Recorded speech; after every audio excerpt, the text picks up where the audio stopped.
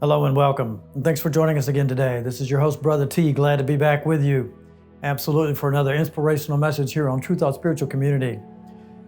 Today we're going to be talking about surrender. Before we begin, let's join together for a brief moment of silence. Let's take a good deep breath.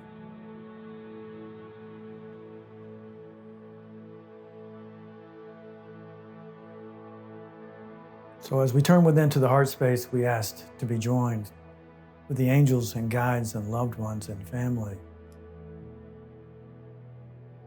in this time, in this place, in this space, at the very center of our being, at the altar of our center being. And we ask that the message today be informed by this energy of love. And so it is.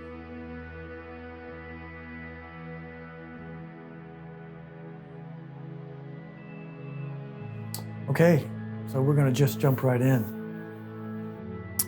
This is the fourth key to the kingdom. It's called surrender. We've talked about desire. We've talked about intention. We've talked about allowance. And today we're going to talk about surrender.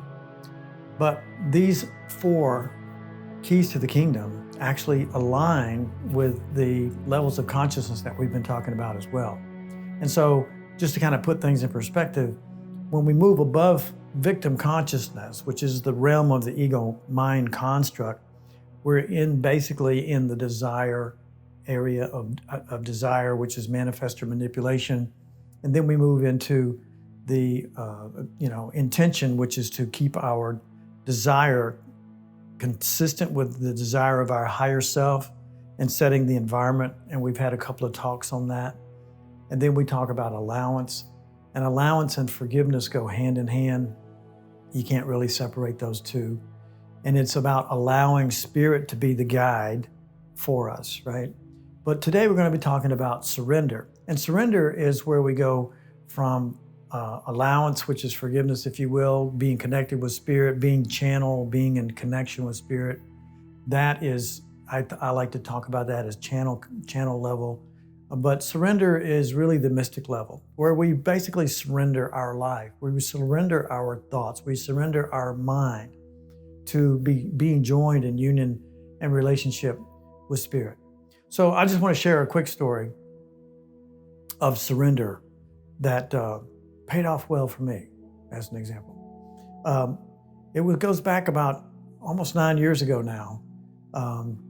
I had been, single for a while and was kind of looking for a relationship, and had tried Match.com and had dated a few women, and I didn't have any trouble making connection with them.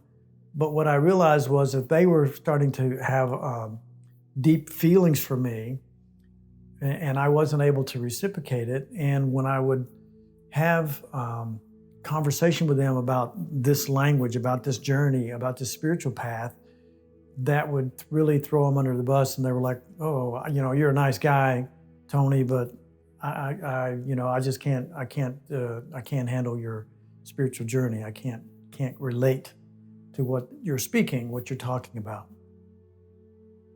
And a few of them I found were becoming overly attracted or invested in a relationship that we weren't connecting spiritually, so I wasn't ready to make a connection in a lasting relationship, because I wanted my relationship to be a holy relationship. I wanted my relationship with someone to be spiritual. And so I remember sitting on my patio, or actually standing on my patio late one evening, and I decided to just surrender to spirit and say, "Okay, I get it. I'm supposed to be alone for the rest of my life. I'm going to quit looking for a partnership. I'm going to quit striving and grasping and struggling and reaching out and spending all of this energy. I'm just going to stay focused on my spiritual journey, keeping the main thing. And I'm fine being single. I'm fine, just learning to love myself." And so I surrender what I had desired to spirit, literally, and said, "I get it. I'm done. I'll just be okay with that. I'm just going to be in relationship with you. And lo and behold, about 2 weeks later, a friend of mine called me up. She said, oh, they've opened it up. And I said, what are you talking about? She said, well, we were talking about a couple of weeks before that, we had been talking about going to a gathering with Paul Selig and the guides, that he was channeling the guides, and they were doing it in Toledo, and that it was closed, and so we couldn't get in. She wanted to go, and I had told her I'd go with her. And she said, well, they've opened it up, and so we can get in. Do you still want to go? And I'm like, yeah, okay, I'll go with you, And so we headed up there, and the very first night was the night that my now wife and spiritual partner and co-founder for this ministry, Rev Renee, picked me out of the crowd and said, come out. Because the guide said, two of you stand up. And she stood up with another person, and they did a process. And then they asked them, the guide said, okay, now each of you bring someone else out to the circle. There was about 40 people in the room, and she scanned the room and she saw me, and she said, come on out. And I was immediately attracted. I mean, I knew there was some kind of connection. And the next day, when the meeting was beginning to start again on a Saturday morning, I looked around, didn't see her anywhere. And I thought, well, maybe she's not coming back or whatever. And they said, okay, we're about ready to start. And suddenly I saw her come in, and I looked around the room, and guess what? There was only one chair, and it was right next to me. You can't plan that, right? And we spent the whole day together that Saturday in spiritual study and spiritual work with the guides, with Paul Selig. One thing led to another. We lived 500 miles away, but the connection was there. There was something that was born, I think, in our relationship long before we met each other that weekend. And it's been a wonderful and exciting and roller coaster ride. In our relationship, we've gone through lots of trials and tribulations, because that's what we are here for, is to find out what are the obstacles to the awareness of the presence of love, really. And so that's my surrender story. I surrendered my idea of what my relationship was supposed to be like and who I was supposed to be with. And when we first got together, I told her, and I asked her, I said, can we begin our relationship as a holy relationship? And I explained to her what a holy relationship is. And a holy relationship really is based on surrender as well, because a holy relationship is based on going to God first. It's not really complicated. We can make it complicated, but this teaching comes through from Jesus through A Course in Miracles, and it's really about going to God before we respond. Now, if we're reacting, we're acting once again. Okay, so I like to say that reacting is reacting out of the ego mind, and responding is acting out of responding is joining with the higher self first and asking that inner self. So we would do that simple act like we began today by just turning within and take a good deep breath. And it doesn't take but a second to just turn within and just say, what's the truth here? How can I be a loving person? How can I respond in this situation? In every situation, with everyone, especially those that are closest to us. And it's really that simple. And it can be an amazing experience to practice that on a regular daily basis. But surrendering is really ultimately surrendering to love. As the Course in Miracles says, the objective of the Course and the curriculum is removing the obstacles to the awareness of the presence of love. And so I want to share something with you today that's just coming to me in this moment. Where is love? It's wherever you are. How do I know that? Because you are the presence of love. I am the presence of love. See, the obstacles to the awareness of the presence of love is the thinking mind, the small ego self that's telling us constantly that we're not worthy, we're not good enough, we've got this problem, we got that problem, we need to fix this, we need to fix that, we should do this, we shouldn't do that. This whole list of thinking, judgment after judgment after judgment. And then more judgment on top of that. But the true self, the higher self, is ready to be expressed through us in field and form. We're not bodies. Not really, we're animating the body, and we've chosen to even do that. But the point I want to make here is that the awareness of the presence of love would be the awareness of ourself, our true self. So our journey of awakening is a return to self-love. And once we become aware of ourself, we allow that self to be the thoughts that we express, to be how we express. And when we do that, we've removed those obstacles. The obstacles to the awareness of self would be the obstacles to the awareness of love, the presence of love, because you and I are the presence of love everywhere and every when in truth, as God has created us to be. It becomes then the awareness of what God has created us to be in spirit, not in form. We created what we are in form, or we can say even the ego construct, the ego mind has created what we are in form. But in truth, we are not that. We are as God created us to be. And God is not as we've created her to be or him to be in our own image. We're created in God's image, and God is love.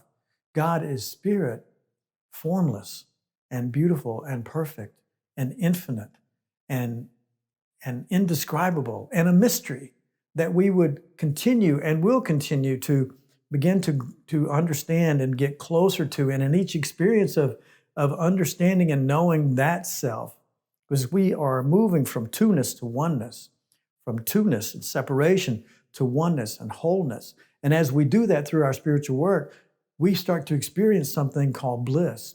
And it becomes more and more and more a part of our everyday experience. So how do we do this? Well, we've talked about the levels of consciousness, and now we know about the keys to the kingdom. But what we need to do and can do and have the availability to do, and I shouldn't say need to do, because we need do nothing, because Spirit actually is working with us right now to make these things happen for us when we're ready, when our mind is open, when we least expect it.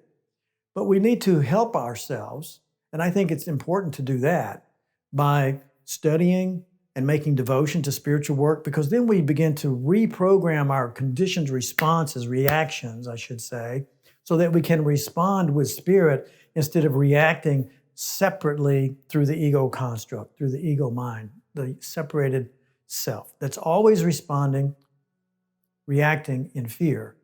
And then we can join with spirit and respond with love. And so that's our real objective and real goal. We can do that through working with spiritual community, like True Thought Spiritual Community. We can do that through self-study and self-devotion. We can do that through simple prayer and meditation. And as we study prayer and as we study the levels of consciousness, we begin to see that our prayers change. We begin to see that we can surrender more and more of what we believe that how things should be, even in our spiritual journey. And we surrender really our thinking beliefs. We surrender our thoughts of the small construct of what we believe this journey is even about. Every day, we can literally follow our heart's desire, the true self desire, which is to awaken. It's not that complicated, right? It's really to awaken to our true self.